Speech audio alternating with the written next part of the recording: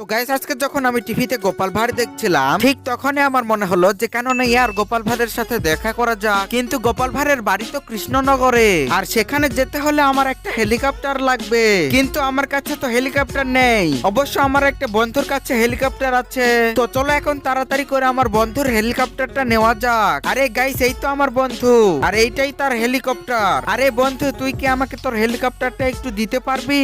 হ্যাঁ দিতে পারি, কিন্তু একটা শর্ত আছে। কি শর্ত? তাড়াতাড়ি বল। সবাইকে এই ভিডিওতে লাইক করে চ্যানেলটিকে অবশ্যই একটি সাবস্ক্রাইব করতে বল। গাইস তোমরা প্লিজ এই ভিডিওটিতে একটি লাইক করে চ্যানেলটিকে অবশ্যই একটি সাবস্ক্রাইব করে দাও। হ্যাঁ তুই এখন এই হেলিকপ্টারটা নিয়ে যেতে পারিস। আরে গাইস আমি তো হেলিকপ্টারটা পেয়ে গেলাম, তো চলো এখন তাড়াতাড়ি করে গোপাল ভাঁড়ের বাড়ি যাওয়া যাক। গাইস ফাইনালি আমি গোপাল ভাঁড়ের বাড়িতে চলে আসলাম, এখন দেখি গোপাল ভাঁড় বাড়িতে আছে কিনা।